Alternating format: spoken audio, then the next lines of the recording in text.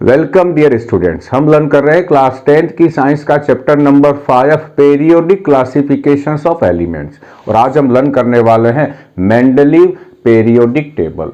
Sir Mendeleev जो थे वो रशियन साइंटिस्ट थे जिनका पूरा नाम था दमित्री इवोनोविच मेंडलीव। तो हम चलते हैं हमारे main topic Mendeleev periodic table.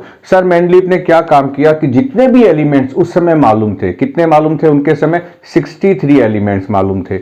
उन सारे एलिमेंट्स को उनके एटॉमिक मास के इंक्रीजिंग ऑर्डर में अरेंज किया। और अरेंज करने पर क्या देखा कि प्रॉपर्टीज जो है वो रेगुलर इंटरवल के बाद रिपीट हो रही है। इसका मतलब जब एलिमेंट्स को अरेंज किया तो एक ऐसा एलिमेंट आया जिसकी प्रॉपर्टी पहले वाले एलिमेंट से मैच कर रही है या उसके सिमिलर है। तो हम चलते हैं सर मेंडलीव के पहले पॉइंट में। क्या है, इन्होंने क्या काम किया? When elements are arranged in increasing order of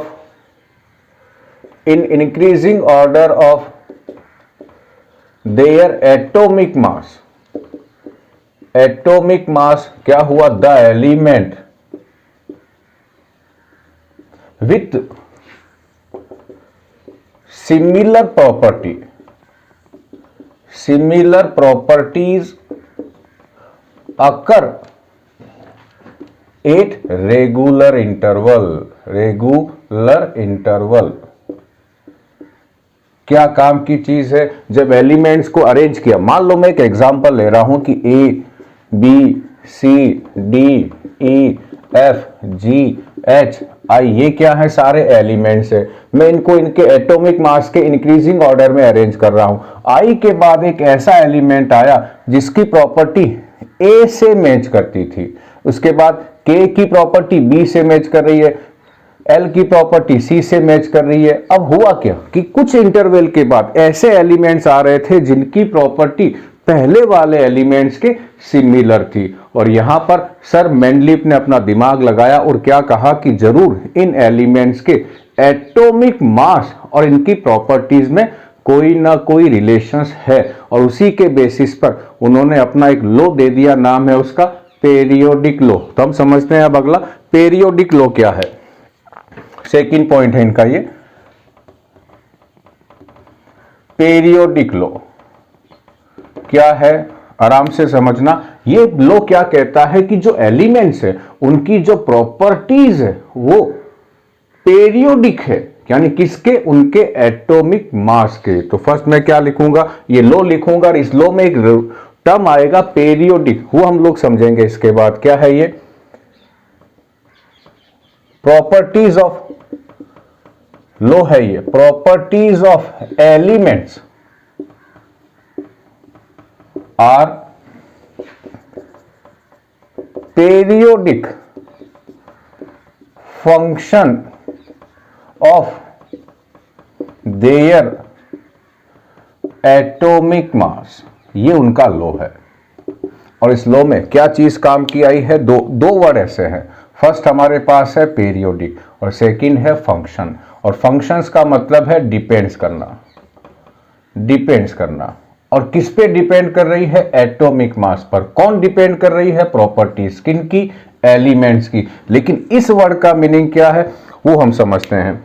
ये हमने इसके ठीक पहले वाले वीडियो में भी लर्न किया, हम यहां भी समझ लेते हैं। पीरियोडिक का मतलब है कि जब आप इन एलिमेंट्स को अरेंज करोगे तो प्रॉपर्टीज ग्रेजुअली चेंज होगी, या तो इंक्रीज होगी या डिक्रीज होगी। प्रॉपर्टी ग्रेजुअली चेंज होगी और एक रेगुलर इंटरवल के बाद एक ऐसा एलिमेंट आ जाएगा जिसकी प्रॉपर्टी पहले वाले एलिमेंट से मैच करती है। इसी को क्या कहते हैं? पीरियोडिक। तो क्या है पीरियोडिक का मीनिंग समझते हैं पहले। Properties are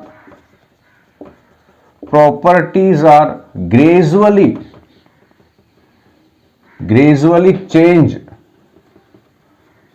changed and repeat after a regular interval।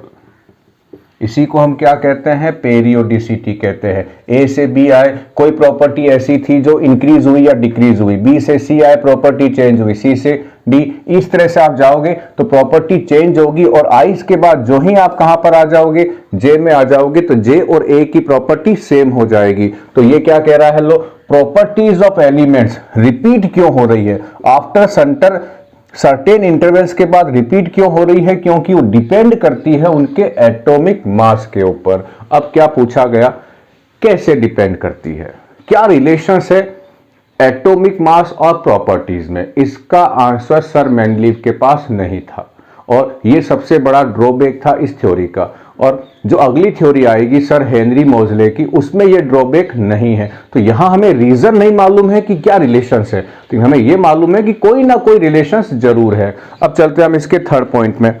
Third point हमें क्या समझाता है कि सर मेंडलीव के समय, इसको बच्चों रिमूव कर रहा हूं मैं, सर मेंडलीव के समय जितने भी एलिमेंट्स मालूम थे उनकी प्रॉपर्टी सेम है या नहीं, इसके लिए सर मेंडलीव ने क्या काम किया, 63 कार्ड्स बनाए। जितने एलिमेंट्स मालूम थे उतने कार्ड्स बनाए, और हर एलिमेंट्स के पीछे उस एलिमेंट्स का नेम लिखा, और एक तरफ नेम लिखा, एक तरफ उसकी प्रॉपर्टीज मिली। प्रॉपर्टी सेम नजर आ रही थी, वो उनको एक दीवार पे लगा रहे थे। इस तरह से उन्होंने बहुत सारे कार्ड्स को अलग अलग दीवार पे लगा के उनके ग्रुप बनाए, अलग अलग प्रॉपर्टीज वाले एलिमेंट्स के ग्रुप बना दिए। तो सर मेंडलीव ने क्या काम किया, जितने भी एलिमेंट्स थे 63 एलिमेंट्स, उनकी केमिकल प्रॉपर्टीज कैसी है, सेम है या डिफरेंट है, ये आइडेंटिफिकेशंस करने के लिए उन्होंने सभी एलिमेंट्स की रिएक्शंस दो एलिमेंट से करवाई, हाइड्रोजन से और ऑक्सीजन से। तो अगला पॉइंट क्या है, to check the chemical properties of, to check the chemical properties of 63 elements, उस समय इतने ही मालूम थे, 63 elements, Mendeleev react all elements with hydrogen and oxygen। क्या काम किया, to check chemical properties of 63 elements, उनकी केमिकल प्रॉपर्टीज कैसी है। सर मेंडलीव ने क्या किया, सभी एलिमेंट्स की रिएक्शंस हाइड्रोजन और ऑक्सीजन से कराई। क्यों कराई, यदि कोई एलिमेंट, यहां लिख देता हूं कोई भी एलिमेंट, उसकी रिएक्शंस आप हाइड्रोजन से कराते हैं तो क्या बनता है, हाइड्राइड बनता है, हाइड्राइड। और यदि आप किसी एलिमेंट्स की रिएक्शंस किससे करवाएं, ऑक्सीजन से करवाएं, तो जो बनता है उसे हम कहते हैं ऑक्साइड। अब समझना, यदि कोई दो डिफरेंट एलिमेंट्स एक जैसे ऑक्साइड और एक जैसे हाइड्राइड, उनका फॉर्मूला एक जैसा हो, तो उन दोनों एलिमेंट्स की केमिकल प्रॉपर्टी भी सेम होगी। जैसे एग्जांपल लेता हूं, यहां एग्जांपल कि दो एलिमेंट है ए बी सी, तीन एलिमेंट है, इन दोनों की रिएक्शन मैंने किससे करवाई, हाइड्रोजन से और ऑक्सीजन से। इसकी भी किससे करवाई, हाइड्रोजन और ऑक्सीजन से। इसकी भी करवाई हाइड्रोजन और ऑक्सीजन से। मान लो यहां जो फॉर्मूला बना वो AH2 बना, और O के साथ जो फॉर्मूला बना वो A2O बना। B की रिएक्शंस करवाई तो यहां जो फॉर्मूला बना वो BH2 बना, और यहां फॉर्मूला BO बना। थर्ड की करवाई तो यहां जो फॉर्मूला बना CH2 बना, और यहां फॉर्मूला बना C2O। तो ये एलिमेंट A है, ये एलिमेंट B और ये एलिमेंट C। अब इनके ऑक्साइड को चेक करो, इनके हाइड्राइड को, इन तीनों में यदि मैं इस एलिमेंट को चेक करूं तो यहां पर भी इस एक एलिमेंट के साथ 2 हाइड्रोजन, या B के साथ 2 हाइड्रोजन, या C के साथ 2 हाइड्रोजन, तो इनके हाइड्राइड का फॉर्मूला तो सेम है। अब इनके ऑक्साइड का फॉर्मूला चेक करें तो यहां A2O है, यहां BO है, यानी इन दोनों के ऑक्साइड का फॉर्मूला डिफरेंट है, इसलिए इन दोनों की केमिकल प्रॉपर्टी सेम नहीं होगी। अब A2O, BO और C2O, तो यहां C तो कौन है, एलिमेंट है, यहां C2O और यहां A2O, यानी इन दोनों एलिमेंट्स की, इन दोनों की नहीं, A और C की प्रॉपर्टी कैसी है, सेम है। क्या है कंसेप्ट, यदि किन्हीं दो डिफरेंट एलिमेंट्स के हाइड्राइड और ऑक्साइड का केमिकल फॉर्मूला सेम है तो उनकी केमिकल प्रॉपर्टीज भी सेम होगी।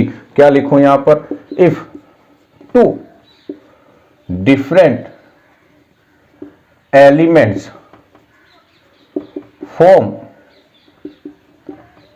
identical hydride and oxide. It means they have same chemical properties and Sir Mendeleev put these elements in a same group. समझ में आ गया होगा कि जिन दो एलिमेंट्स की प्रॉपर्टी सेम हुई, जिन दो एलिमेंट ने एक जैसे हाइड्राइड और ऑक्साइड बनाए, उनको एक साथ रखा। तो यहां मैं क्या रखूंगा, ए और सी को एक साथ रखूंगा, क्योंकि ए और सी जो ऑक्साइड और हाइड्राइड बना रहे हैं वो दोनों एक जैसे हैं। अब अगला क्वेश्चन आया कि इन सभी एलिमेंट्स की रिएक्शंस हाइड्रोजन और ऑक्सीजन से ही क्यों करवाई, इसके पीछे रीजन क्या था। तो हम आगे समझते हैं। यहां इस ऊपर वाले पोर्शंस को मैं साफ कर रहा हूं बच्चों, ये वाला क्या, इसको भी हटा देते हैं बच्चों। क्या रीजन था, दो रीजन थे। क्या रीजन थे, तो क्वेश्चंस क्या है, why H and O selected to react with all elements। E का मतलब है एलिमेंट्स। क्या रीजन था, तो इसके पीछे दो रीजन क्या है। First, both hydrogen and oxygen H2 and O2 easily available in atmosphere. ये इजीली अवेलेबल थे इन एटमॉस्फेयर और इन नेचर। सेकंड, हमारे पास क्या है, मोस्ट ऑफ एलिमेंट्स, जितने भी 63 एलिमेंट्स थे उनमें से मैक्सिमम एलिमेंट्स इन दोनों एलिमेंट्स के साथ रिएक्शंस कर लेते हैं। तो सेकंड हमारे पास क्या है, most elements react with H2 and O2। इसीलिए इन दोनों एलिमेंट्स का सिलेक्शंस करके इन दोनों एलिमेंट्स की लगभग सभी एलिमेंट्स के साथ रिएक्शंस करवाई और जो सेम कंपाउंड बनाते हैं उनको एक साथ रखा। तो क्या हो गया हमारे पास, थर्ड पॉइंट हो गया। अब बच्चों हम आगे चलते हैं और अगला है पीरियोडिक टेबल। अब मैं वो पीरियोडिक टेबल बना रहा हूं जो सर मेंडलीफ ने बनाई थी, लेकिन उससे पहले कुछ उनके पॉइंट्स। ए पॉइंट क्या है, सर मेंडलीफ की जो टेबल थी उसका नेम क्या है, फर्स्ट है उसका नेम है पीरियोडिक टेबल। आगे एक और आएगी बच्चों, उसका नाम होगा मॉडर्न पीरियोडिक टेबल। बी क्या है, 7 वर्टिकल कॉलम है इनकी टेबल में, और उनको क्या कहा गया है, ग्रुप। यानी ऐसे इस तरह के हैं, ये इस तरह से, इनको इन्होंने क्या कहा, ग्रुप। तो पीरियोडिक टेबल में कितने ग्रुप हैं, 7 ग्रुप है। सी 7 ही क्या है, हॉरिजेंटल रो है, उनको इन्होंने क्या कहा, पीरियड्स कहा है, पीरियड्स। तो अब मैं क्या बना दूं, इनके इस डाटा के बेसिस पर मैं टेबल बना रहा हूं। तो ये हमारे पास क्या करूं, मैं इसको 7 पार्ट में डिवाइड कर देता हूं।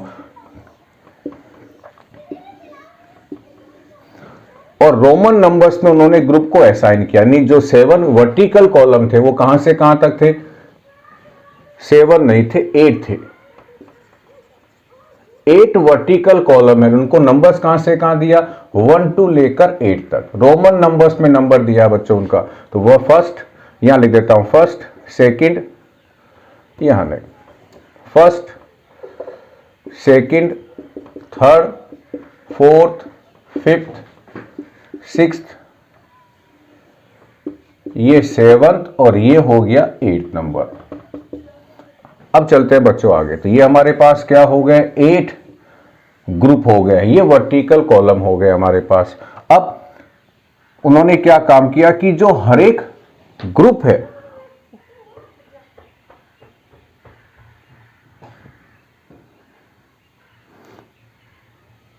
उसके अंदर यदि उसकी रिएक्शंस हाइड्रोजन या ऑक्सीजन से हो तो जो फॉर्मूला बनेगा वो लिखा है कि मान लो कि इस ग्रुप के जितने भी एलिमेंट्स हैं इनकी रिएक्शन हाइड्रोजन से हो जाए तो फॉर्मूला क्या बनेगा, इनकी रिएक्शन ऑक्सीजन से हो जाए तो फॉर्मूला क्या बनेगा। तो उन्होंने यहां फॉर्मूला लिखा है, मान लो कि यहां पर क्या रखा उन्होंने हाइड्रोजन, उसके बाद क्या था लिथियम, उसके बाद क्या था सोडियम। तो मैं इन एलिमेंट्स को किसके फॉर्म में डिनोट कर दूंगा, ई के फॉर्म में, यानी ये सारे जो एलिमेंट है इनको मैं ई के फॉर्म में डिनोट कर दूंगा। इन एलिमेंट्स की ग्रुप नंबर फर्स्ट के किसी भी एलिमेंट्स की रिएक्शन हाइड्रोजन के साथ हो तो फॉर्मूला जो बनेगा वो EH बनेगा। जैसे H की हो तो H2, Li की हो तो LiH, Na की हो तो NaH, तो यहाँ Na, Li और एक H क्या है, E को शो करेगा। सेकेंड ग्रुप जो है ये सेकेंड ग्रुप है, सेकेंड ग्रुप की रिएक्शंस हो तो फॉर्मूला बनेगा EH2, यहां क्या बनेगा EH3। E कौन है, इस ग्रुप का एलिमेंट है। फोर्थ ग्रुप क्या बनाएगा EH4। यहां तक तो इनके साथ जो हाइड्रोजन जुड़ने वाले हैं वो 1 इंक्रीज हो रहे हैं, इसके बाद 1 से डिक्रीज होना स्टार्ट हो जाएंगे। तो यहां क्या बनेगा EH3, यहां क्या बनेगा EH2, यहां फॉर्मूला EH। और ये ग्रुप नंबर 8 के एलिमेंट्स हाइड्रोजन के साथ रिएक्शंस नहीं करते हैं। अब इनकी रिएक्शन किसके साथ हो जाए, ऑक्सीजन के साथ हो जाए, तो ये किस तरह का फॉर्मूला बनाएंगे तो वो मैं आपको देखो आसान तरीके से पहले समझा देता हूं। सब में क्या लिख दे, E2 लिख दे, सबके अंदर E2 लिख दे। सबसे पहले E2 क्या है, एलिमेंट है। E2 ग्रुप नंबर 8 में भी लिखना है। और यहां से स्टार्ट करें O, यहां O1 है, यहां O2 है, यहां O3 है, यहां O4 है, यहां O5 है, यहां O6, यहां 7 और यहां 8 है। अब क्या काम करें, E और O यदि दोनों किसी नंबर से कैंसिल हो रहे हैं तो उन्हें आप कैंसिल कर दे। तो E भी 2 है, O भी 2 है, तो यहां क्या हो जाएगा EO। यहां E2 और 3 किसी टेबल में नहीं आते, 2 और 4 का क्या हो जाएगा EO2, यहां हो जाएगा EO3 और यहां हो जाएगा EO4। अब इनकी जगह पर इनको हटा के ये फॉर्मूला यहां लिख दे, इनको हटा के ये फॉर्मूला लिख दो, इसको हटा के ये लिख दो, इसको हटा के ये लिख दो। अब बच्चों समझो, किसी भी पर्टिकुलर ग्रुप में चले जाओ तो यदि मैं क्वेश्चंस के आ जाए कि ग्रुप नंबर 3 के मेंडलीव की टेबल के ग्रुप नंबर 3 के एलिमेंट्स की रिएक्शंस हाइड्रोजन और ऑक्सीजन से होने पर जो हाइड्राइड और ऑक्साइड बनेंगे उनका फॉर्मूला क्या होगा, ये उनका फॉर्मूला होगा। इस हाइड्राइड और ऑक्साइड को लेके बच्चों बहुत बार MCQ में क्वेश्चंस आता है, आप किसी भी ग्रुप का शो कर सकते हैं। उसके बाद बच्चों एक और उन्होंने क्या काम किया, इनको रिमूव कर रहा हूं, इन्होंने जितने भी ग्रुप थे फर्स्ट टू लेकर 8 तक, उनमें से 8th वाले ग्रुप को छोड़ दे, लास्ट वाले को, इन्होंने हर एक ग्रुप को 2 सब ग्रुप A और B में डिवाइड किया है। किसको छोड़कर, लास्ट वाले 8th ग्रुप को छोड़कर हर एक ग्रुप को 2 A और B, ये क्या है A और B, ये है सब ग्रुप A और B। लास्ट वाले को छोड़कर A और B, A और B, तो क्या है हमारे पास A और B क्या है, ओह लास्ट वाले को डिवाइड नहीं किया है, ये सारे क्या है, ये दोनों है सब ग्रुप है। तो यदि मैं क्वेश्चंस पूछूं कि मेंडलीव की टेबल में टोटल सब ग्रुप कितने हैं, 14 है, टोटल ग्रुप कितने हैं, 8 है। कौन से ग्रुप को सब ग्रुप में डिवाइड नहीं किया है, ग्रुप नंबर 8 को। कौन से ग्रुप के एलिमेंट्स ऐसे हैं जो हाइड्रोजन से रिएक्शंस नहीं करते हैं, वो है ग्रुप नंबर 8। तो ये हमारे पास क्या हो गई, मेंडलीव की टेबल का एक आउटलुक हो गया है। ध्यान क्या रखना है, और यहां पर इस तरह के जो कॉलम बने हुए हैं वो कितने होंगे, ये 1, ये 2, इस तरह से नीचे होगा 3, और ऐसे जो पीरियड्स बनेंगे वो कितने होंगे, 7 पीरियड्स होंगे। तो हमारे पास क्या हो गया, मेंडलीव की टेबल का ये 4th पॉइंट हो गया है। अब हमारे पास क्या हो गया, जनरल आइडिया हो गया है मेंडलीव टेबल का। अब हम क्या पढ़ने वाले हैं कि इस टेबल के मेरिट्स क्या क्या थी, यानी इसके बेनिफिट्स क्या क्या थे, और उसके बाद पढ़ेंगे इसके डीमेरिट्स, यानी इसकी लिमिटेशंस क्या क्या है। तो फर्स्ट हम चलते हैं इसके मेरिट्स क्या क्या है। Merits of Mendeleev table, Mendeleev periodic table, क्या क्या इसके मेरिट्स है। फर्स्ट हमारे पास क्या है, इन Mendeleev periodic table, in Mendeleev periodic table there was gap between elements, elements के बीच गैप थे। क्यों थे, इसका रीजन क्या था अभी हम लोग समझने वाले हैं। There was gap between elements which predicted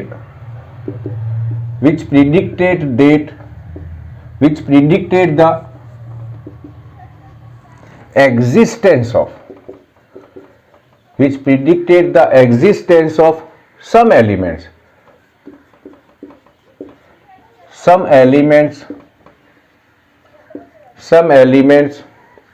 that had not discovered that time. सबसे काम की चीज है बच्चों, ये क्या है, जब मेंडलीव ने अपनी पीरियोडिक टेबल में एलिमेंट्स को अरेंज किया तब कहीं कहीं बीच में गैप छोड़ दिए। जैसे कैसे, ए है, बी है, सी है, डी है, मान लो ये 4 एलिमेंट्स आए, इसके बाद यहाँ ई आया, यहाँ उन्होंने लिखा ही नहीं। यहां उन्होंने क्या कह दिया कि यहां जो एलिमेंट्स आने वाला है वो अभी तक डिस्कवर्ड नहीं हुआ है। ई के बाद यहां एफ आएगा, अभी तक एफ डिस्कवर्ड नहीं हुआ है। ई के बाद एफ, यहां क्या लिख दिया, जी, और यहां एच। कैसे मालूम चला सर मेंडलीव को कि यहां जो एलिमेंट आने वाला है वो अभी तक नहीं आया? तो ठीक मैंने अभी बताया था आपको कि जो 2 कंटिन्यूअस एलिमेंट्स थे इनके एटॉमिक मास में 2.5 से 3 का डिफरेंस था। यदि ये डिफरेंस 5 या 6 से ज्यादा है, इसका मतलब उनके बीच कोई एलिमेंट्स है। जैसे मैं समझाने के लिए लिख रहा हूं कि इसका एटॉमिक मास 1 है, इसका 4 है, इसका कितना मान ले हम, 6 मान ले, 6.5 या 7 मान लेते हैं, 7 है, इसका कितना मान ले हम लोग, 10 माने, इसका 13, 19। इसका मीनिंग है कि 13 के बीच में, 13 और 19 में कितना डिफरेंस हो गया, 6 का, जबकि बाकी यहां पर सब में कितने का डिफरेंस है, 3 का है। इसका मतलब इन दोनों के बीच कोई एलिमेंट और आएगा जिसको अभी तक डिस्कवर नहीं किया गया है। ये सबसे बड़ा इनकी थ्योरी का प्लस पॉइंट था। और उसके बाद हुआ क्या, यहां जो एलिमेंट आना है उनका इन्होंने नाम भी दे दिया, और वो नाम नहीं दिया जो एग्जैक्ट एलिमेंट का नाम है। कैसे दिया कि जहां एलिमेंट आना है उसके ऊपर कौन है, उसके ऊपर जो एलिमेंट है उसके नेम के पहले एका लगा दो, ई के ए, एका। एका एक संस्कृत का वर्ड है। तो क्या किया, इस एलिमेंट का नाम क्या दिया गया, एका बी। एका बी, मान लो यहां कोई एलिमेंट होता जिसको डिस्कवर नहीं किया गया होता तो इसका नाम क्या हो जाता, इसके ऊपर कौन है, जी, तो नाम हो जाता एका जी। अब मैं आपको क्या समझाता हूं, वो एग्जाम्पल जिनको उस समय डिस्कवर नहीं किया गया था। तो मैं इस पोर्शंस को रिमूव कर रहा हूं। ग्रुप नंबर 3 में 2 एलिमेंट्स ऐसे थे। कौन से में, ग्रुप नंबर 3 की बात करें। ग्रुप नंबर 4 में 1 एलिमेंट्स है। ग्रुप नंबर 3 में यहां है बोरोन, यहां है एल्यूमिनियम, यहां एक स्पेस था और एक यहां स्पेस था। और ग्रुप नंबर 4 में यहां कौन हमारे पास है, गैलियम। एल्यूमिनियम के आगे कौन है, सिलिकॉन। सिलिकॉन के ठीक नीचे यहां एक स्पेस था। तो इसका जो नाम है वो इसके बेस पे दिया गया, इसका नाम इसके बेस पे दिया गया और इसका नाम इसके बेस पे दिया गया। तो यहां लिख देता हूं ए, यहां बी और यहां सी लिख देता हूं। और यहां बाद में क्या हुआ बच्चों, यहां कौन आया था, यहां आया था स्कैंडियम, यहां आया था गैलियम और यहां आया था जर्मेनियम। तो इसका नाम क्या दिया गया होगा, इसका नाम दिया गया था एका बोरोन। एका बोरोन क्यों दिया गया, क्योंकि ये एज्यूम किया गया कि ये जो स्पेस है इस बी के नीचे है। एका बोरोन में बाद में कौन आया, स्कैंडियम आया था। सिंबल क्या है, Sc है, नंबर 1। नंबर 2 गैलियम जहां आया था वहां पर उसका नेम क्या दिया गया था, उसका नेम दिया गया था एका एल्यूमिनियम। एका एल्यूमिनियम, और बाद में वहां पर कौन आया था, गैलियम आया था।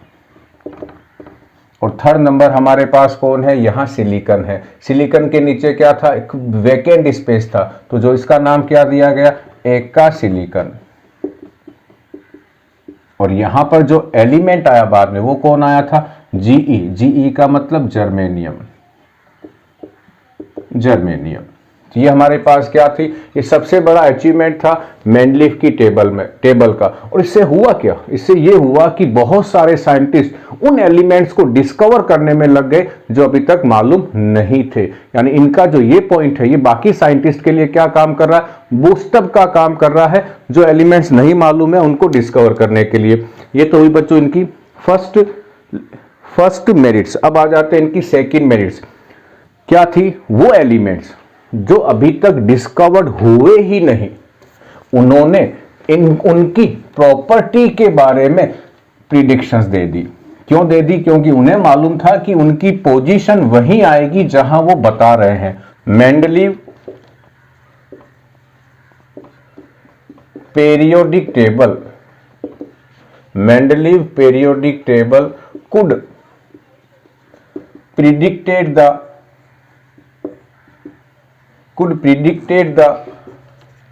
properties of elements that was not discovered that time on the basis of their position। कहां पर, इन मेंडलीव इन द पोजीशन, बस on the basis of their position. अब एक एलिमेंट ऐसा था, मैं एक एग्जांपल दे रहा हूं, और वो कौन था, एका एल्यूमिनियम। अच्छा, एका एल्यूमिनियम का सिंबल क्या दिया गया था, एका एल्यूमिनियम का सिंबल दिया था ई ए। ई का मतलब एका और ए का मतलब एल्यूमिनियम। तो यहां पर मैं ई ए और बाद में यहां कौन आया था, जी ए आया था। मैं इन दोनों की प्रॉपर्टी में कंपैरिजन कर रहा हूं। यहां कौन सी लिखता हूं, प्रिडिक्टेड, और यहां कौन सी लिखता हूं, जो उसकी एक्चुअल में प्रॉपर्टी है। तो सर मेंडलीफ ने क्या काम किया, एका एल्यूमिनियम की प्रॉपर्टीज के बारे में पहले ही प्रिडिक्ट कर दिया। जैसे फर्स्ट है इनकी एटॉमिक मास। एटॉमिक मास का सिंबल बच्चों जे है, तो उन्होंने क्या कहा कि इसका जो एटॉमिक मास है वो 68 म्यू आएगा, जबकि आया कितना, 69.7 म्यू। सेकंड क्या था कि ये जो एलिमेंट है, यदि इसकी किसके साथ रिएक्शंस हो जाए, क्लोरीन के साथ, जो कंपाउंड बनेगा वो बनेगा EaCl3, और बाद में क्या बना, GaCl3। यदि इसकी रिएक्शंस किससे हो जाए, ऑक्सीजन से, तो जो कंपाउंड बनेगा उसका फॉर्मूला EA2O3, और बाद में जो डिस्कवर्ड हुआ वो बना रहा था Ga2O3, गैलियम ट्राइऑक्साइड। तो हुआ क्या, बहुत सारी ऐसे एलिमेंट जो उस समय डिस्कवर्ड नहीं हुए थे, उनकी प्रॉपर्टीज के बारे में प्रिडिक्शंस कर दिया गया था। ये इनकी थी थ्योरी का दूसरा मेरिट्स। और तीसरे मेरिट्स में हम चलते हैं बच्चों, नोबल गैसेस। नोबल गैसेस ये हमें उस समय तक मालूम नहीं थी। तो मेंडलीव की जो पेरियोडिक टेबल थी वो इस तरह से बनाई गई थी कि आप इन नोबल गैसेस जब भी डिस्कवर्ड होगी, आप उनको एक नए ग्रुप में ऐड कर सकते हैं। और बाद में यही हुआ, नोबल गैसेस जो ही मालूम चली तो इन सभी नोबल गैसेस को के लिए एक नया ग्रुप मेंडलीव की टेबल में ऐड कर दिया गया था। तो क्या हमारे पास है, Mendeleev periodic table, Mendeleev periodic table could accommodate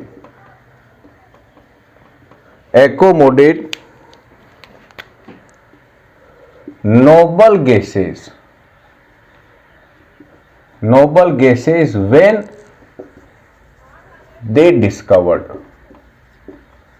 जब उनको ढूंढा जाएगा तब आप उनकी पोजीशंस, जब आप उनके लिए इस टेबल में क्या जोड़ सकते हैं, पूरा का पूरा ग्रुप। और बाद में क्या हुआ बच्चों, पहले कितने ग्रुप थे, 1 से लेकर 8 तक थे, और उसके बाद में एक group number group number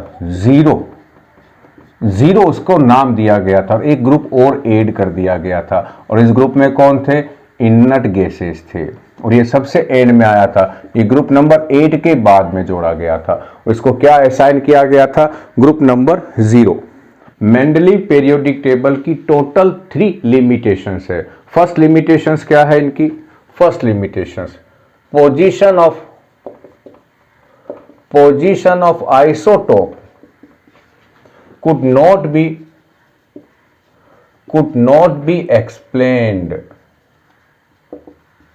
first हमारे पास क्या है कि आइसोटोप की पोजीशंस क्या है, तो फर्स्ट हम क्या समझते हैं, आइसोटोप क्या है। आइसोटोप के बारे में पहले समझ लेते हैं। तो आइसोटोप क्या है, एटम्स ऑफ सेम एलिमेंट्स के एटम है विच have different atomic number, which have different atomic mass, but same atomic number। इनका एटॉमिक नंबर तो सेम होगा लेकिन इनका एटॉमिक मास जो है वो डिफरेंट होगा, ये काम का है। Example hydrogen 1H1, 1H2, 1H3। Second example है क्लोरीन 35 और ये 37। अब क्वेश्चंस क्या आया कि मेंडलीव की जो टेबल थी उसका बेसिस क्या था, एटॉमिक मास का इंक्रीजिंग ऑर्डर। इसका मतलब ये हुआ कि जिनके एटॉमिक मास डिफरेंट है उनको इस टेबल में स्पेस मिलना था। लेकिन ये हाइड्रोजन है, 3 हाइड्रोजन, इन तीनों के मास अलग अलग हैं। इसका मतलब इन तीनों की पोजीशन मेंडलीव टेबल में डिफरेंट होनी चाहिए थी, लेकिन इन तीनों को एक साथ रख दिया गया, क्या कह के, हाइड्रोजन। तो पहला हमारे पास लिमिटेशंस क्या है, position of isotope could not be explain. तो यहां क्या लिखें, if elements are arranged according to atomic mass, then the isotope should be placed in different group, but isotopes placed in same group। ये first limitations किनकी हो गई, sir Mendeleev के periodic table की। आइसोटोप को अलग अलग स्पेस मिलना चाहिए था क्योंकि उनके एटॉमिक मास डिफरेंट है और ये टेबल एटॉमिक मास के ऊपर बेस्ड है। सेकंड लिमिटेशंस क्या है, सेकंड है wrong order of atomic mass of some elements. कुछ एलिमेंट्स का जो एटॉमिक मास है वो प्रॉपर ऑर्डर में नहीं था, यानी जिसका एटॉमिक मास ज्यादा है वो बाद में आना चाहिए था लेकिन वो पहले आ गया है। कौन कौन से ऐसे, मैं पहले एग्जांपल दे दूं। अरे कमल ये पहला पेयर, टाई TEI टाई ये दूसरा पेयर, कॉनी ये तीसरा पेयर। इन तीनों पेयर में क्या है कि जो पहले एलिमेंट आया है उसका मास ज्यादा है सेकंड से। जैसे आर्गन की बात करें तो आर्गन का मास है 40 और पोटेशियम का मास है 39.1। तो पहले किसको आना चाहिए था, म्यू लगा देता हूं, पहले किसको आना चाहिए जिसका मास कम है यानी पोटेशियम, लेकिन पहले कौन आया है, आर्गन आया है। इसी तरह से सेकंड जो हमारे पास है यहां पर है, इसका मास है 127.6 और इसका मास है 126.9 म्यू लगा दे, यूनिट है एटॉमिक मास की। तो पहले किसको आना चाहिए था, आयोडीन को, लेकिन पहले कौन आ गया, टेल्यूरियम। और जो तीसरा एग्जाम्पल हमारे पास है वो है कोबाल्ट और निकल का। इसका मास कितना है 58.9 और इसका मास है 58.7 म्यू। ऐसे बहुत सारे आपको कुछ और पेयर भी मिल जाएंगे। ये हमारे पास क्या है, wrong order of atomic mass of some elements. ऐसा क्यों किया? ऐसा इसलिए किया क्योंकि पोटेशियम की प्रॉपर्टी जहां मैच हो रही थी वहां इसको रखा गया है, और वहां इसको रखने पर इसके पहले कौन आ गया? वो एलिमेंट आ गया जिसका मास ज्यादा था। तो यहां पर उन एलिमेंट्स को उस ग्रुप में रखने के लिए जिस ग्रुप में उनकी प्रॉपर्टीज मैच हो रही थी, ये थोड़ा सा गड़बड़ हो गया। तो यहां रीजन क्या लिखे हम लोग? रीजन क्या लिखें? Certain elements were put in their correct position on the basis of their chemical properties। इसलिए ये गड़बड़ होगी। जैसे मान लो कि यहां बात करूं टाइटेनियम और आयोडीन, अब टेल्यूरियम और आयोडीन, तो टेल्यूरियम को यहां आना चाहिए था और आयोडीन को यहां आना चाहिए था। मेन पॉइंट ये ऑर्डर होना चाहिए, लेकिन टेल्यूरियम की प्रॉपर्टी इस ग्रुप के एलिमेंट से मैच कर रही थी, तो इस टेल्यूरियम को कहां रख दिया? यहां। और आयोडीन की प्रॉपर्टी इस वाले ग्रुप से मैच कर रही थी, यानी इनकी प्रॉपर्टी जिस ग्रुप से मैच कर रही है उसमें रखने के लिए ये जो ऑर्डर है कहीं ना कहीं क्या हो गया है? मिसमैच हो गया है। और बच्चों थर्ड और लास्ट जो लिमिटेशंस है वो काम की है। हम चलते हैं अब थर्ड और लास्ट लिमिटेशंस पर। थर्ड हमारे पास है पोजीशन ऑफ हाइड्रोजन, ये काम की है। अब हाइड्रोजन की पोजीशंस को लेकर आज तक भी ये कॉन्फ्लिक्ट चला रहा है कि हाइड्रोजन को हमें कहां रखना है। तो सर मेंडलीव की जो टेबल थी उसमें हाइड्रोजन कहां रखा गया है? ग्रुप नंबर फर्स्ट में। लेकिन कुछ साइंटिस्ट क्या कहते हैं कि इसको ग्रुप नंबर फर्स्ट में नहीं रखकर ग्रुप नंबर 7 में रखें। मेंडलीव का ग्रुप नंबर 7, और 7 ग्रुप नंबर में कौन है? हेलोजन है। तो क्या रीजन है? ग्रुप 1 में रखने का रीजन क्या है? जो बाकी साइंटिस्ट कहते हैं कि ग्रुप नंबर 7 में रखें, वहां रखने का रीजन क्या? हम एक एक करके समझते हैं। तो फर्स्ट में क्या लिखूं? Mendeleev put hydrogen in group number 1 first. क्यों रखा? यहां पर कौन सी मेटल्स है? यहां पर है एल्कली मेटल्स है। एल्कली मेटल्स यानी कौन कौन है? यहां पर सोडियम है, यहां पर है लिथियम है, सोडियम है, पोटेशियम है, रुबिडियम है। इस तरह की मेटल्स के साथ यहां किसको रखा गया? हाइड्रोजन को रखा गया। और क्या रीजन दिया गया? Reason for put in first group. First group में रखने के रीजन क्या क्या दिए गए? Number first, like alkali metals. ये सारी कौन सी मेटल्स हैं? ये है alkali metals. Like alkali metals, hydrogen also have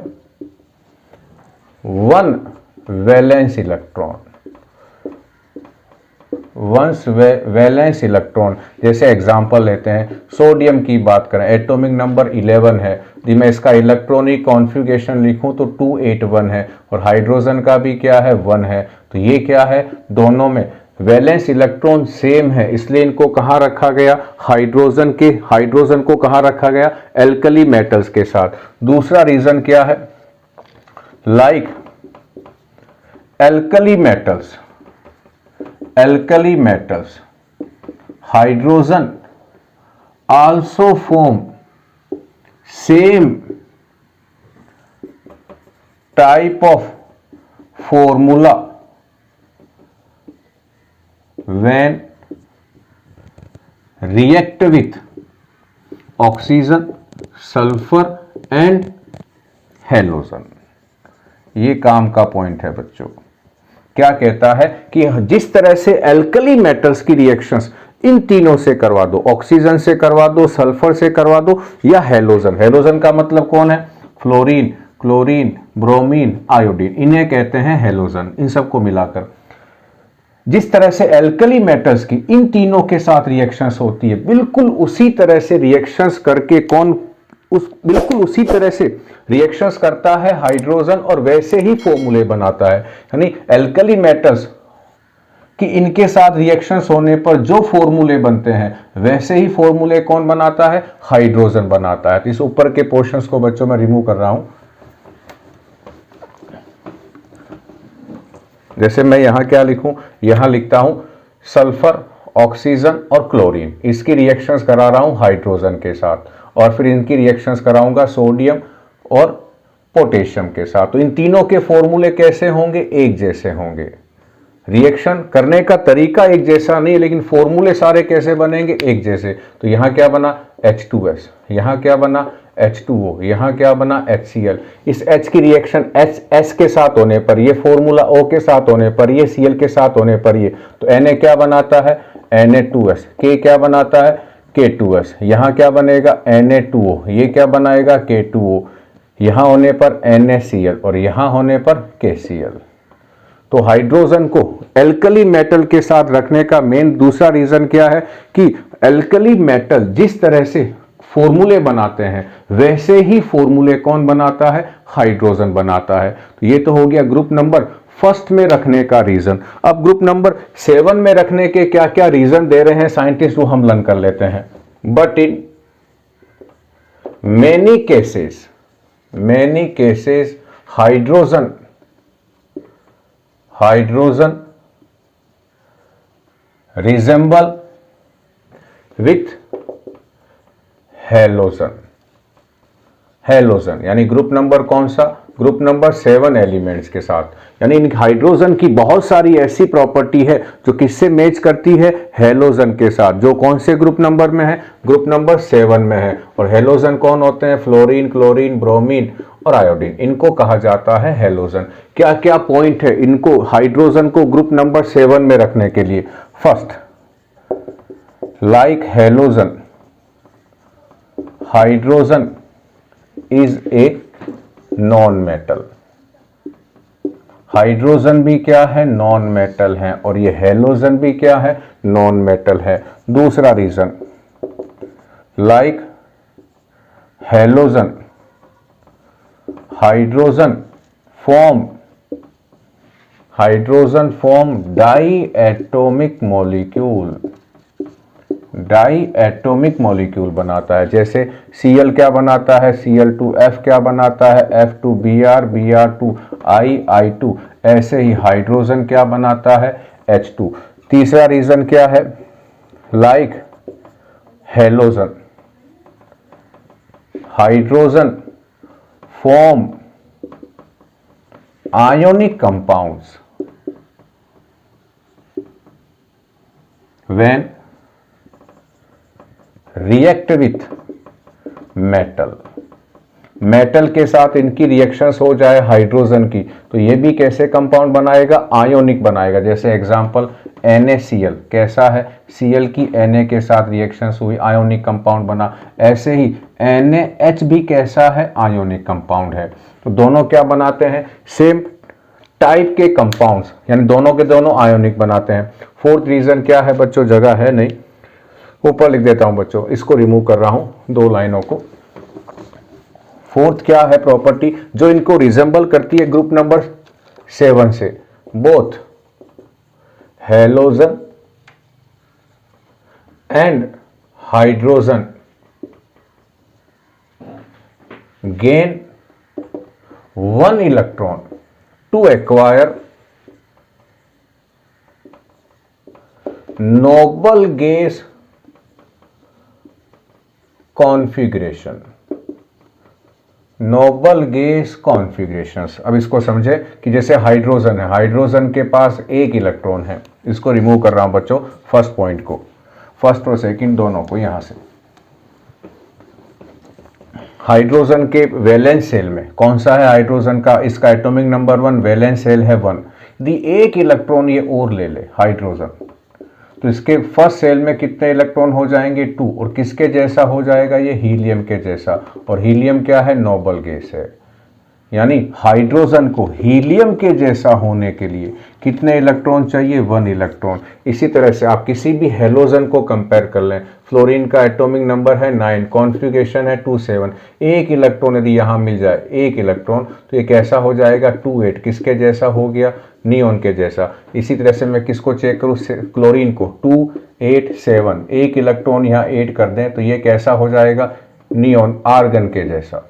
तो इसका मतलब क्या है कि जिस तरह से हाइड्रोजन को एक इलेक्ट्रॉन हाइड्रोजन गेन कर ले तो वो नोबल गैस के जैसा हो जाएगा, उसी तरह से हेलोजन भी क्या काम करे? एक इलेक्ट्रॉन गेन कर ले तो वो भी कैसे हो जाएंगे? नोबल गैसेस की तरह हो जाएंगे। और ये सारी चीजें 1 2 3 4 ये सारे पॉइंट क्या कहते हैं कि हाइड्रोजन को कहाँ रखना चाहिए? ग्रुप नंबर 7 में। यानी ये कॉन्फ्लिक्ट चला रहा है कि हाइड्रोजन को कहाँ रखें, ग्रुप नंबर 1 में या ग्रुप नंबर 7 में। और इसी के साथ बच्चों क्या खत्म हुआ? हमारा मेंडलीव पीरियोडिक टेबल, ये पूरा टॉपिक खत्म हो गया है। उम्मीद करता हूँ ये टॉपिक आपको समझ में आया होगा। समझ में आने पे 3 काम करें, इस वीडियो को लाइक करें, शेयर करें और इस चैनल को सब्सक्राइब जरूर करें। थैंक यू बच्चों।